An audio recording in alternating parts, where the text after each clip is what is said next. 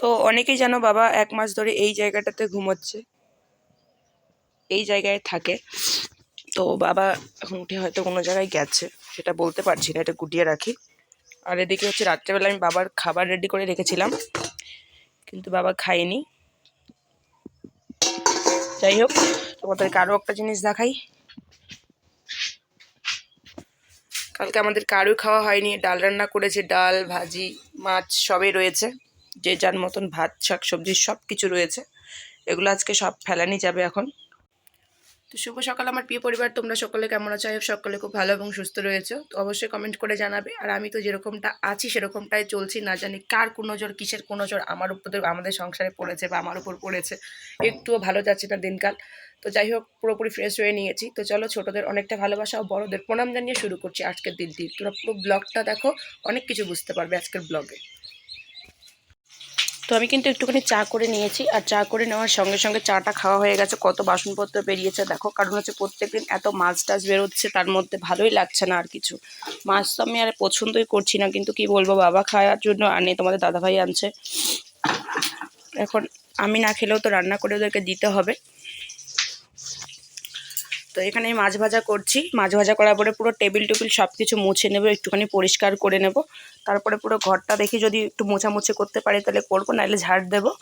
আর ভালোও লাগছে না, ভীষণ শরীরটা খারাপ লাগছে। এখনো উঠান টুঠান কিছু ঝাঁপ দেইনি, কোনো কিছু করা হয়নি, ঝাড়টার দেওয়া। এদিকে কত দেখো কাপড় বেরিয়েছে আমার মেয়ের, কত বাসনপত্র বেরিয়েছে।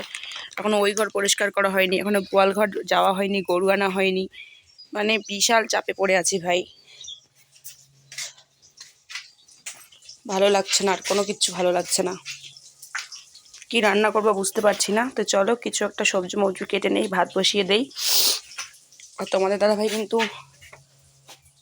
ওই দিকটায় কাজ করছে, জানি না তোমরা দেখতে পাচ্ছ কিনা, তবে মেশিনের শব্দ কিন্তু পাওয়া যাচ্ছে।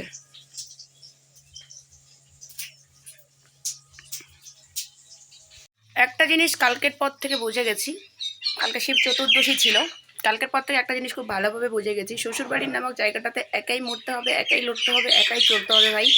কেউ কারো নয়, এই স্থানটাতে কেউ কারো নয়। বাপের বাড়িতে হলে বাবা মা ভাই বোন ব্যাপারটা আলাদা, কিন্তু এখানে একাকেই লড়তে হবে।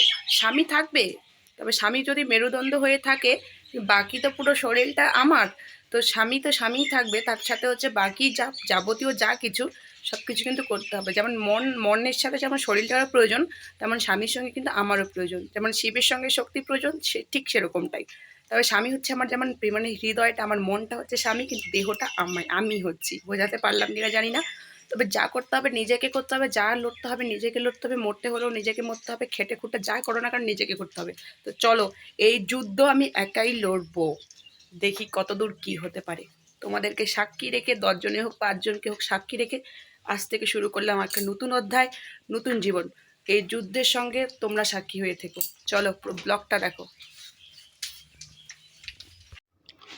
অনেকে বলবে প্রেশার কুকারের ঢাকনা ছাড়া এমন করে কেমন করে রান্না করছি। অ্যাকচুয়ালি হচ্ছে আমার প্রেশার কুকারের ঢাকনাটা নষ্ট হয়ে গেছে। নষ্ট বলতে কি, খাটে না কেন জানি না। আমার 3টে প্রেশার কুকার, কিন্তু কোনটা ঢাকনা কোন কাছে রয়েছে সেটা বুঝতে পারছি না।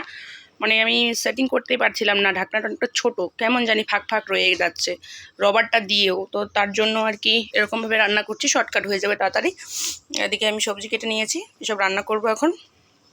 2 বালতিতে রয়েছে কিন্তু মাছ, একটাতে রয়েছে বাপের বাড়ি থেকে আনা শিঙি মাছ, অনেক দিন হয়ে গেল, একটা মাছ হয়তো পার হয়ে গেল এই মাছগুলো আনার।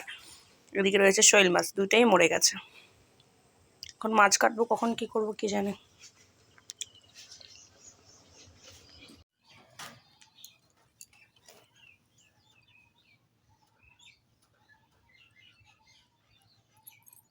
তো এখন বাজে বেলা 11টা, আর আমি আমার মেয়েকে নিয়ে বসে পড়েছি খাওয়াতে।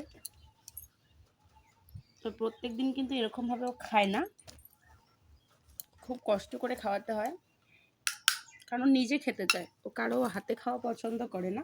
এই যে দেখো দুষ্টুমি, তোমরা দেখো, কোনোদিন তো তোমাদের সঙ্গে শেয়ার করিনি, তাই তোমরা কোনোদিন দেখো নি, এখন দেখবে ওর দুষ্টুমিটা। বাবাই এই যে হা করো,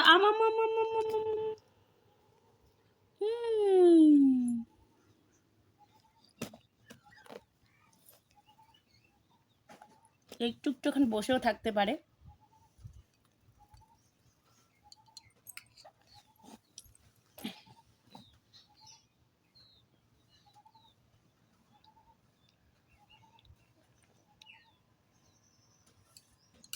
কষ্ট করে খাওয়াতে হয় বন্ধুরা, পুরো আমার জামা কাপড় আমার মুখ শুদ্ধ মেখে দেয়। আরও জলটা কিন্তু খুবই ভালোবাসে, মানে আমি যেরকম জল খাই যে লেভেলের, আমি যদি 2 দিন ভাত না খাই আমার তাও চলবে, কিন্তু আমার যে 2 মিনিট 5 মিনিট পর পর যে জলটা লাগে, মানে তোমরা দেখতে অবাক হয়ে যাবে। ঠিক আমার মেয়েও এরকম প্রচণ্ড পরিমাণেও জল ভালোবাসে, জলে খেলা করতে, চান করতে এবং জল খেতেও ভালোবাসে। তো যাই হোক, তোমরা তো নিজের চোখে দেখছোই, আমি তো কোনো দিন তোমাদের সঙ্গে এসব শেয়ার করে মানে মানে শেয়ারটা করাই হয় না। হয়তো ওর পাপাই বেশিরভাগটা খাওয়ায়।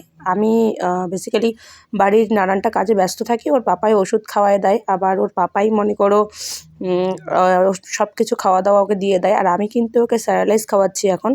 আর ডাল সিদ্ধ আজকে দিয়েছি, কালকে কোয়াশ সিদ্ধ দিয়ে মানে শুধু একটা কোয়াশ একটুখানি সিদ্ধ করে খাইয়েছি। আর আজকে ডাল সিদ্ধ খাওয়াবো, তোমাদের সঙ্গে অবশ্যই শেয়ার করবো। তো চান টান করে চুল টুল শুকিয়ে মুখিয়ে এখন তো গরমের সিজন পড়ে গেছে, তাই এই হাতা কাটা নাড়িটা পড়েছি। আর এই হাতা কাটা নাড়িটা স্বাদের সময় হচ্ছে আমার ভাসুর দিয়েছে, সেটা তোমরা সকলেই দেখেছো।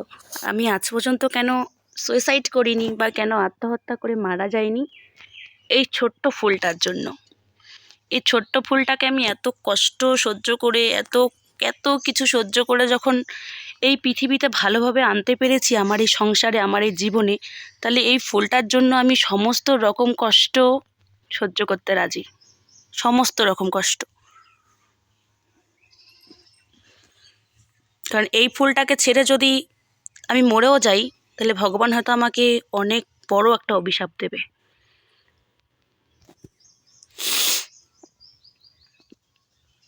কি মাম্মা, পাপা কোথায়? পাপা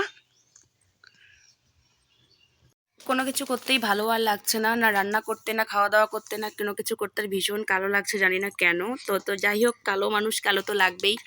তো আমাকে যারা প্রতিনিয়ত কান্না করাচ্ছ, বা আমাকে যারা প্রতিনিয়ত আমার চোখের জল ঝরাচ্ছ, আমার মেয়েটাকে কষ্ট দিচ্ছ, আমাকে কষ্ট দিচ্ছ প্রতিনিয়ত, সত্যি বলছি ভগবানের বদলা ভয়ঙ্করভাবে নেবে, ভয়ঙ্করভাবে। সব কিছু আমি উপরওয়ালার কাছে বিচার দিচ্ছি, খুব ভয়ঙ্করভাবে এর প্রতিশোধ নেবে ভগবান, আমি নেব না।